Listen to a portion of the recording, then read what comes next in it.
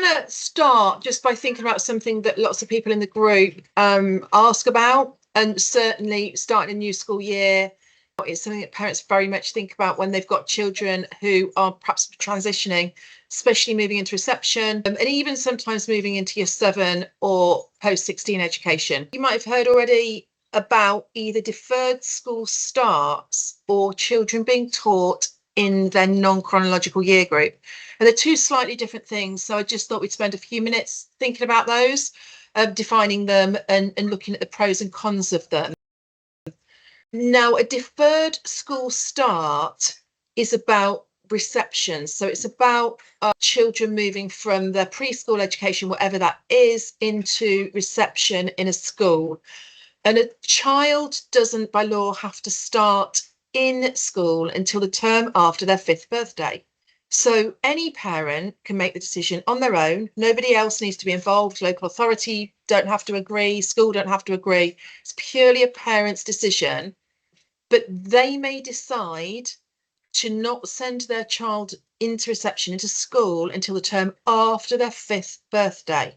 And for children who are born in the summer, when you decide to defer their entry, that means that they wouldn't start school until the September after their 5th birthday. That's a whole school year after they could have started, and they would go straight into year 1. Some parents think that if they defer their children's start, particularly if they defer the whole of the reception year for a summer-born child, their child will start a year later and start in reception. They won't. They would go into year 1.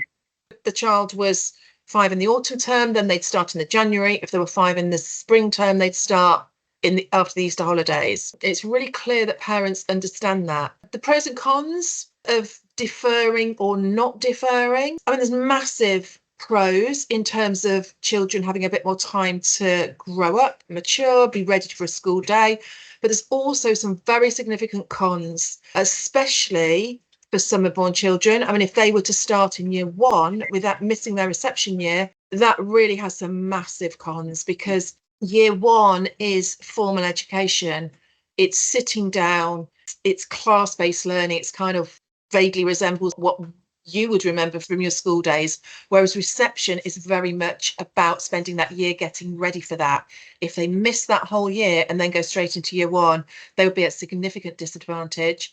But that disadvantage is also relevant for them starting in January or after Easter, because I've spent many years working in schools. Sarah spent many years working with early years children, and the way that reception works is the whole of the first term you have a new intake of up to 30 children into the class.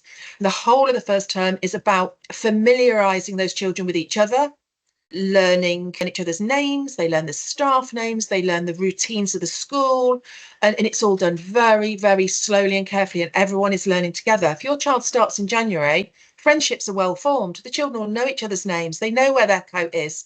They know where the toilet is. They know how to eat lunch. Nobody's going to be taking time out of the school day to specifically help your child. The rest of the class will have moved on.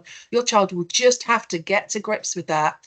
2 terms in, if they start in the summer term, then things are even more progressed in the school and they've missed more, because by the summer term of reception, children are starting to get ready for year 1. So they're starting to learn to sit down at the table, be taught in table groups rather than be taught through play, and your child would go straight into that, missing the first 2 terms. So one of the things that I wanted to really point out is that it doesn't have to be one or the other. It doesn't have to be start full time in September or start full time the term after their 5th birthday. You can insist on part-time timetables. So your child could be there. If they're a summer-born child, they could be part-time right through reception. So they're still taking advantage of the settling in, the making friends, the learning the routines, the learning names, but they're not there all day. And that could go on for the whole year. They don't have to be in full-time education till the term after their 5th birthday. Even an autumn-born child could be on a part-time timetable right through the autumn term. A parent can decide that. No school can insist that they are there full-time. They might put pressure on you, but no school can insist it. So something else to think about in terms of deferred school starts. The other one that I wanted to just unpick a little bit was children being taught out of chronological year group. Now, this is different. to a deferred start. This can happen at any point through a school career, and it would mean that a child who's just finished year 6 would repeat year 6 maybe. Or it could mean that a child who's just finished year 5, for example, misses out year 6 and is accelerated straight into year 7. Both can happen. They are both quite rare. They must be formally agreed by the local authority. No parent can decide it on their own. No school can decide it on its own. It has to be a joint decision with the local authority. If the child has an EHCP, this would be special educational provision, so it must be in section F. And that's the case law there, the bold italics are the case law that says that acceleration or deceleration of a year group must be in section F of an EHCP. Therefore, if it's special educational provision, if you have evidence that your child needs to repeat a year and stay in that year group from that point onwards, or be accelerated for a year and stay in that year group from that point onwards, and your local authority refuses, you can take that to first tier tribunal. You can challenge that decision at tribunal and ask a judge to look at the evidence and ask a judge to write into section F that the child must be taught in one chronological year group below their chronological age, for example. Pros and cons? I mean, not so many to this one. I suppose your child, I mean, there's the emotional difficulties that a child is going to have if they're having to repeat a year. Their friends are moving up, they're staying down, which will be the terminology that people will use around it. Not great for self-esteem. If they're settled in a year group with friends, is it really the right thing to do to pick them up and put them in a totally different year group where they won't have friends? Often, though, I suppose the children that I've known this happen to have been socially well out. The only reason it would really happen is if they socially were really out of the peer group. They didn't have friends in their chronological age group, and they actually spent a lot of time with the younger children. The big con to this one comes later in education, and it's one that's quite difficult to kind of think about when your child's perhaps 6 or 7 or even 10 or 11.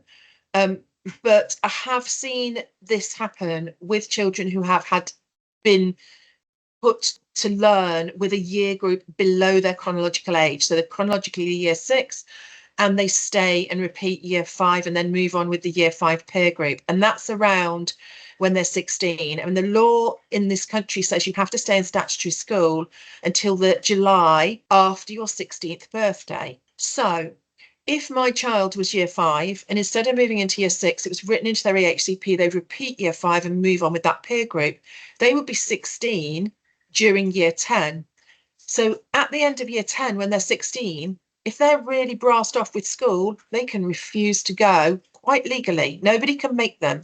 I mean, I'm saying nobody. As a parent, you may have strategies to make them. But for those of you that have had 16-year-olds, that can be quite tricky as a parent to make them.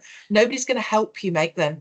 No school or statutory service is going to come along and say, yes, your child must go to school, because they can legally leave.